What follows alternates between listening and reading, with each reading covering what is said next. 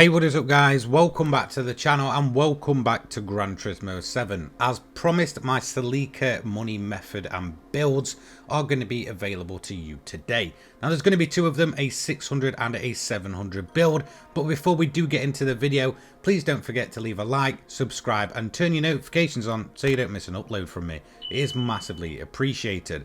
So let's start off with the actual price point. Just be aware that at the time of doing this video, the car is in limited stock, so you might want to try and grab it as soon as this video goes live if you haven't already. As you can see, it will cost you 250,000 credits. It's four-wheel drive, 298 brake horsepower, 1200 kilograms, turbocharged, and is in the Group B class with a PP rating of 577.95. So let's get into build number one. I'm going to start off with the 600 PP build. Now, to many people, this might not be their ideal car. However, for me, this one has worked all the way since the car actually first released. So you're going to run the comfort softs on this, but don't worry about that. You're just going to be wall riding like you do with most of the Tokyo cars. Body height 125 and 140 at the rear. Anti-roll bar is going to be 6 at the front and 8 at the rear. Compression next is going to be 35 for both, with the expansion being 40 for both. Natural frequency is going to be 2.75 at the front and 2.90 at the rear. Moving on next, we're going to go into the negative camber angle, which is going to be 2.0 across the board, and toe angle is 0 across the board. Initial torque is 12 for both. Acceleration is 25 at the front, and then over at the rear is going to be 35. Braking sensitivity next, I'll leave mine around about 10 for both. It's ideal for this car, and the torque distribution is going to be 50-50. We're going to run the fully customizable manual transmission on this build. It's going to set it to 340, and the manual adjustments are as follows. The final is 3.782, sixth is 0.606-373, fifth is 0.731-287, fourth is going to be 0.912-230. Then when we move into the third gear, it's 1.189-176, second is 1.690-124, and finally first gear is going to be 2.554-82. Feel free to pause if you need to get more information from the screen. Let's move on next to the rest of the build. Ballast is going to be 115, then the positioning is at -49. The power restrictor is absolutely flat out, so maximum power. Downforce at the front is 100, 250 at the rear. Medium RPM turbocharger with anti-lag system set to off, and nothing else needs changing. Feel free to pause if you do need to throughout the video. Let's move on next to the actual event and difficulty. So I recommend for this specific event to run it on hard. This way we are running into the AI a lot less during the entire race than we would if we were running it on easy, in which case we'd have to lap them. In terms of the event, head over into Asia and head over to Tokyo Expressway in Japan. Once there, head over to this event right here, which is the World Touring Car 600, the 600 PP 12 lap event. The maximum reward is 550,000 credits, but of course with the clean race bonus, that will boost itself upwards of 800k every 25 minutes or so. So in terms of the car itself, to keep this as condensed as possible for both builds, I'm going to give you a brief overview and then run off the strategy. So to begin with, what you want to do is run fuel mix 1 and just use the slipstream to pull yourself along.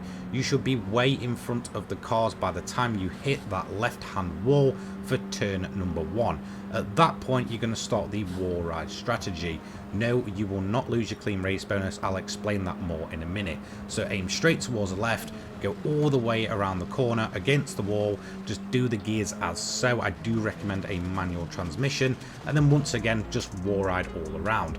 So let's move on next to the actual strategy, which I'm going to bring up on screen here before we move into the 700 build. So for the strategy at Tokyo, you want to run a fuel mix 1 on the main straight. Then for the rest of the track for lap 1 to 3, you want to run fuel mix 6. This is because the track is at its wettest at this point, and there's no reason to put extra power through the car and just spin up and shred the wheels. Once you hit the end of lap 3 going on to lap 4, you then want to complete the strategy by doing fuel mix 1 on the main straight and then fuel mix 3 on the rest of the track all the way until the end of the race. Your pit stop wants to be at the end of lap 6. This is because you'll start feeling a bit of tyre wear at that point. It doesn't matter too much as you're going to be wall riding. As you can see, you want to wall ride as much as you really want to. Again, it is quicker overall and it just keeps you away from the AI. In terms of the clean race bonus, do not hit the AI and do not cross the white line or hit the cones at the final corner. Everything else is absolutely fine. So there we go, that is the 600 pp Tokyo build, nice and easy. Of course we are running it on the comfort tyres, but again, tyres don't matter so much when we're using the wall ride strategy here. This is something that we see with the likes of the Suzuki Escudo, but again, this is a budget friendly build. So the whole point of these builds is being as budget friendly as possible. So in terms of the car itself, for 2 builds from one car and all the upgrades, you're looking at a maximum of 400 to 500,000 credits, meaning that straight away you're going to be profiting by around about 300,000 credits, and everything after that is just constant profit no matter what. I've had this car since it first launched in December of 2022, and both of these builds have changed very little over that time. It's what I like to call a survivor car. It's insanely reliable, insanely cheap, and has probably earned me way over 10 million credits using both of these builds. And that's going to lead me next into build 2, which is of course the 700 pp build. Now in terms of this build, it's definitely the easier of the two. It's still a little bit sketchy, so feel free to kind of customize it to your personal liking. If you don't like how I've set up the car, you may be able to adjust it to suit yourself. Body height 135 and 150, anti-roll bar 5 and 10, compression 30 and 45, expansion 40 across the board, natural frequency is 2.30 front and 3.30 at the rear, negative camber angle is 2 at the front and 2.5 at the rear, toe angle next it's going to be 0.05 inwards at the front, and then at the rear it's going to be 0. Then we're going to move on to the torque, so I run it at 5 across the board, acceleration is 10 and braking is 5. Now in terms of the torque vector and center diff, I recommend putting it more towards the rear, something like 30-70 or 35-65. Fully customizable racing transmission set to 350, and then in terms of the manual adjustments, they are as follows: 4.529 for the final, 6th is 0.515-367, 5th is going to be 0.618-284, 4th is 0.778-225, 3rd is going to be 1.028-170, and then onto the second gear, which is going to be 1.428-122, and the final gear, which is the first gear, is going to be 2.172-80. That is going to complete the manual adjustments. Feel free to pause. Once again, no ballast on this one, thankfully, and no power restrictor. Downforce at the front is 113 and at the rear is 250. High RPM turbocharger with anti-lag system set to strong, and that completes the tuning sheet. Nice and easy this one, feel free to adjust as you wish.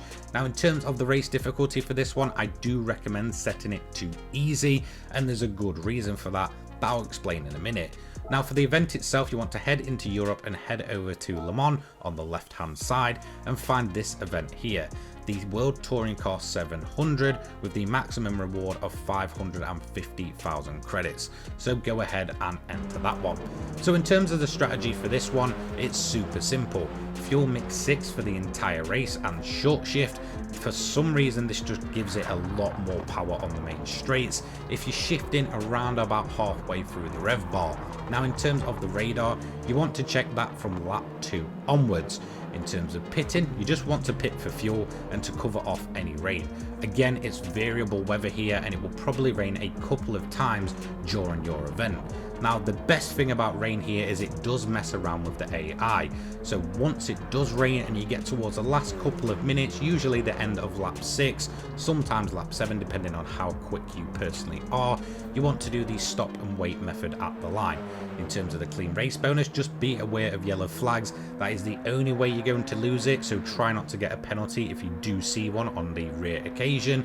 In terms of hitting the AI, that's absolutely fine here, and going off track once again is is absolutely fine. Super simple strategy for that one. There we go. That is 2 double builds for the Celica at both 600 and 700 pp. Again, these builds I've been using since December 2022 with very little changes to them. A big thank you to all of my channel members, and if this video did help you out, feel free to join them, as this will be the best way to stay updated with the channel. A massive thank you to you guys watching at home. Have a fantastic rest of your weekend. Take care, guys. Peace.